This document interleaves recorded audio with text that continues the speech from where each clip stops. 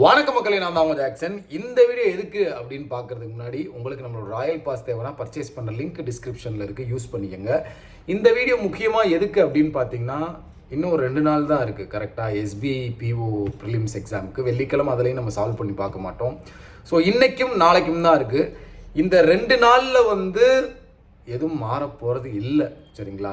நீங்கள் worry பண்ணிக்கிட்டோ feel பண்ணிக்கிட்டோ இருக்காதீங்க. நீங்கள் இவ்வளோ நாள் நல்லா கான்ஃபிடெண்ட்டாக பெர்ஃபார்ம் பண்ணியிருப்பீங்க, நல்லா பெர்ஃபார்ம் பண்ணுவீங்கன்னு நம்புங்க.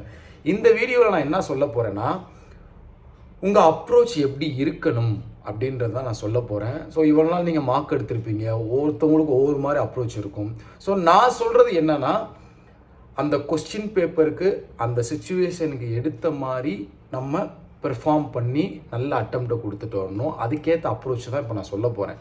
நீங்கள் நார்மலாக சில பேர்லாம் பார்த்தீங்கன்னு வச்சுக்கோங்களேன், ஒரு ஆர்டர் வச்சுருப்பாங்க.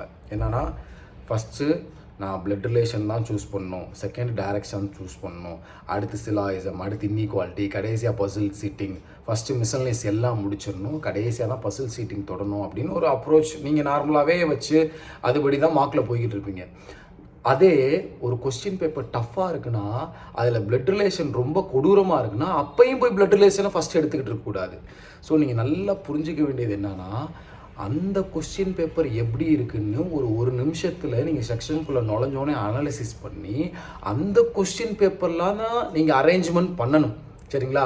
சில பேர் ஒரு ஆவரேஜ் பெர்ஃபார்மர்லாம் எல்லாத்துலேயுமே ஃபஸ்ட்டு நான் பிளட் ரிலேஷன் தான் எடுப்பேன், இல்லை ஃபஸ்ட்டு நான் சிலாயிசம் தான் எடுப்பேன்ட்டு போகக்கூடாது. அந்த கொஸ்டின் பேப்பருக்கு ஏற்ற மாதிரி தான் நீங்கள் கொஸ்டின் செலக்ட் பண்ணணும். இப்போல்லாம் நீங்கள் எல்லாருமே வெரி நாலேஜபிளாக இருக்கீங்க, நீங்களே எல்லாமே பக்காவாக முடிச்சிடுறீங்க. பட் இருந்தாலும் வாத்தியாரை நான் ஒரு சஜஷன் சொல்லணுமா இல்லையா, எப்படி அப்ரோச் இருக்கணும்னு. ஸோ உங்களுக்கு பார்த்தீங்கன்னா, SBI PO prelims எக்ஸாம் நுழைஞ்சோடனே ஒவ்வொரு செக்ஷனுக்குள்ளே போகும்போதும், சரிங்களா? ஃபார் எக்ஸாம்பிள், இப்போ ரீசனிங் செக்ஷனுக்குள்ளே போகிறீங்க, இல்லை இங்கிலீஷ் செக்ஷனுக்குள்ளே போகிறீங்க, இல்லை ஆப்டி செக்ஷனுக்குள்ளே போகிறீங்கன்னா எப்படி உங்கள் அப்ரோச் இருக்கணும் அப்படின்றதான் நான் சொல்ல போகிறேன். அதுக்கு முன்னாடி இந்த போன வருஷம் கட் ஆஃபை பார்த்து அப்படின்றது, இல்லை போன வருஷம் கொஸ்டின் பேட்டர்ன் இப்படி இருந்துச்சு, இந்த வருஷம் பார்த்தீங்கன்னா கட் ஆஃப் இப்படி இருக்கும் அப்படின்றதெல்லாம் நீங்கள் மைண்டில் போட்டு யோசிக்காதீங்க, சரிங்களா? இந்த வருஷம் வரப்போகிற கொஸ்டின் பேப்பரில் அதுக்கேற்ற மாதிரி நம்ம அந்த ப்ரெசன்ஸ் ஆஃப் மைண்டை யூஸ் பண்ணி பக்காவாக அடிச்சுட்டு வரணும். அதுதான் நம்ம மைண்டில் இருக்கணும். சரி, ஸோ ஒவ்வொரு செக்ஷனுக்குள்ளே நுழையுதுன்னு வச்சுக்கோங்களேன். நீங்கள் இதுக்கு செக்ஷன் கட் ஆஃப் கிடையாது, ஓவரால் மார்க்குன்றதை மைண்ட்லேருந்து தூக்கிடுங்க. நீங்கள் எல்லோரும் பண்ணுற தப்பு என்னன்னா, நம்ம ரீசனிங்கும் ஆப்டிலையும் நல்லா பெர்ஃபார்ம் பண்ணிக்கலாம், இங்கிலீஷில் கம்மியாக எடுத்தால் கூட போதும் அப்படின்னு நினைப்பீங்க. அப்படிலாம் கிடையாது. ஓவரால் இந்தியா காம்படிஷன், எல்லா செக்ஷன்லையும் வெறித்தனமாக பெர்ஃபார்ம் பண்ணி ஆகணும், சரிங்களா? சரி, இப்போ அப்ரோச் சொல்கிறேன். ஃபஸ்ட்டு ரீசனிங் செக்ஷனுக்குள்ளே நுழையிறோம் அப்படின்னு வச்சுக்கோங்களேன். ரீசனிங் செக்ஷனுக்குள்ளே நுழையிறோம் அப்படின்னா அதில் ஒரு நிமிஷம் டைம் எடுத்துக்கோங்க.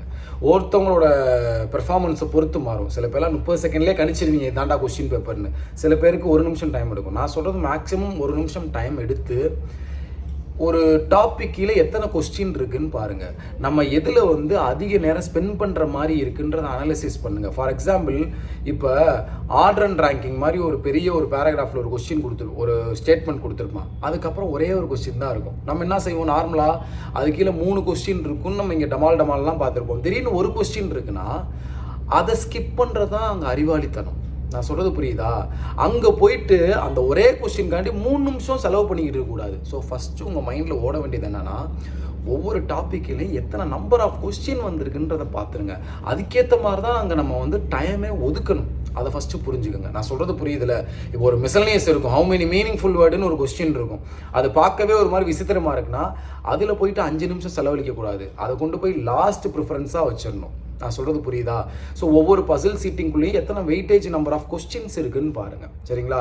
வெயிட்டேஜை பார்த்துட்டு அதை சூஸ் பண்ணி அதில் டைம் செலவழிக்கலாமா வேணாமான்றதை முடிவெடுங்க. இது முக்கியமான விஷயம் ரீசனிங்கில். சில டைம்ஸ்லாம் ரீசனிங்கில் பார்த்தீங்கன்னா 4 செட்டு 5 செட்டு ஃபுல்லாமே பசில் சீட்டியாக கேட்டு ஒரு டேட்டாஸை விசிடிச்சு, இல்லை ஒரு மிஸ்சல்னியஸ் கொஸ்டின் இப்படி கேட்கக்கூட வாய்ப்பு இருக்குது. ஸோ எப்படினாலும் கொஸ்டின் பேப்பர் கேட்கலாம்.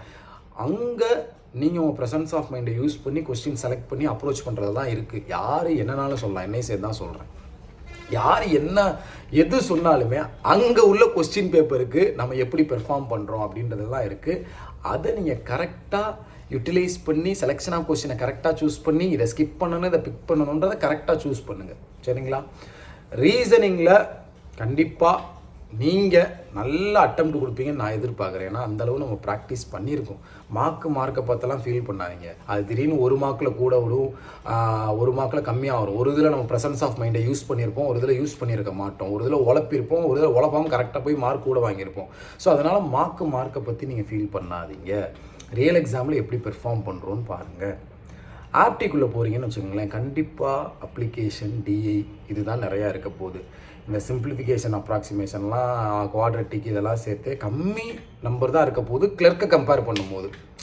கிளர்க்கில் பார்த்தீங்கன்னா வெயிட்டேஜ் பார்த்தீங்கன்னா ஒரு 20 மார்க் 15 மார்க் இருந்திருக்கும், 15 கொஸ்டின்ஸ் இருந்திருக்கும். இதில் அதோட வெயிட்டேஜ் கண்டிப்பாக கம்மியாக தான் இருக்க போகுது. ஏன்னா இது SBI PO prelims, சரியா? ஸோ உள்ளே நுழைஞ்சோடனே எந்தெந்த கொஸ்டின் இருக்குதுன்னு பார்த்துட்டு டப்புன்னு ஆரம்பிச்சிருங்க, சரிங்களா? அதை மாதிரி அப்ளிகேஷன்ஸும் எல்லாத்துக்குள்ளேயும் போய் பாருங்கள். நம்ம பண்ணுற தப்பு என்னன்னா, DI, missing number, wrong number, simplification, approximation இதுலேயே டைமை செலவழிச்சிடும் நிறையா. அப்ளிகேஷன்ஸம் பார்த்தா திடீர்னு ஈஸியாக இருந்தால் என்ன பண்ணுவீங்க? இதெல்லாம் கொடூரமாக கொடுத்துட்டு அப்ளிகேஷன்ஸமில் ஒரு 10 கேட்குறாங்கன்னா 10ல் ஒரு 7 ஈஸியாக இருக்குன்னா என்ன பண்ணுவீங்க? லாஸ்ட்டாக பார்த்து புலம்புவீங்க, ஐயோ இதை முன்னாடி பார்க்காம விட்டோமேன்னு.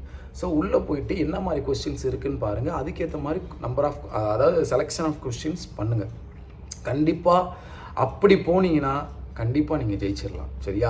இங்கிலீஷில் போயிட்டு எல்லா கொஸ்டினையுமே பாருங்கள். அபித் சார் சொல்கிற மாதிரி தான், 30 கொஸ்டின் இருக்கா, 30ஐயுமே பாரு. அதுக்கப்புறம் இதை சூஸ் பண்ணணும், அதை சூஸ் பண்ணணும்னு வரிசைப்படுத்தி அடுத்து அப்ரோச் பண்ணுங்கள். இதுதான் ரொம்ப முக்கியம். ஒவ்வொரு கொஸ்டின் பேப்பரில் சிலது ஈஸியாக இருக்கும், சிலது கஷ்டமாக இருக்கும். நீங்கள் செலக்ட் பண்ணுறதுல தான் இருக்குது. ஸோ இந்த மாதிரி ஆர்டரில் செலக்ட் பண்ணி போங்க, கண்டிப்பாக நீங்கள் ஜெயிப்பீங்க. எந்த செக்ஷன் முன்னாடி ஓப்பன் ஆனாலும் சரி, நல்லா புரிஞ்சுக்கோங்க. எந்த செக்ஷன் ஓப்பன் ஆனாலும் பயப்படாதீங்க. போனதெல்லாம் ரீசனிங் ஃபஸ்ட்டு வந்து பைபிளையை பதறிட்டாங்கலாம். இங்கிலீஷ் ஃபஸ்ட்டு ஓப்பன் ஆகட்டும், ஆப்டிவ் ஃபஸ்ட்டு ஓப்பன் ஆகட்டும், ரீசனிங் ஓப்பன் ஆகட்டும், எது ஓப்பன் ஆனாலும் அந்த செக்ஷனுக்குள்ளே புதுசாக நுழைஞ்சு பக்காவாக ஃபினிஷ் பண்ணி அடுத்த செக்ஷன் நுழையும் போது பழசை யோசிக்காமல் புதுசாக நுழைஞ்சு போனீங்கனாலே பக்காவாக நல்ல அட்டெம்ப்ட் கொடுக்கலாம். ஒவ்வொரு தடவையும் யோசித்துக்கோங்க, இந்த SBI PO prelims-காண்டி அடுத்த வருஷம் வரை நம்ம வெயிட் பண்ணக்கூடாது. வர எக்ஸாம்லேயே தட்டி தூக்கணும். எவ்வளவோ அசிங்கங்கள், சாக்ரிஃபைஸுகள், என்டர்டெயின்மெண்ட்டை ஸ்கிப் பண்ணுறல்கள் இதெல்லாம் நம்ம பண்ணியிருக்கோம்.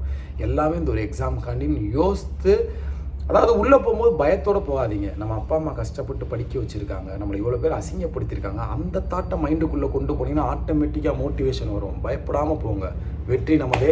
ஸோ அப்ரோச் இப்படி வச்சுக்கிட்டிங்கன்னா பெஸ்ட்டாக இருக்கும். எல்லா செக்ஷன்லேயும் போய் எல்லா கொஸ்டினையும் பாருங்கள். அப்புறம் செலெக்ஷன் ஆஃப் கொஸ்டின் பண்ணுங்கள்.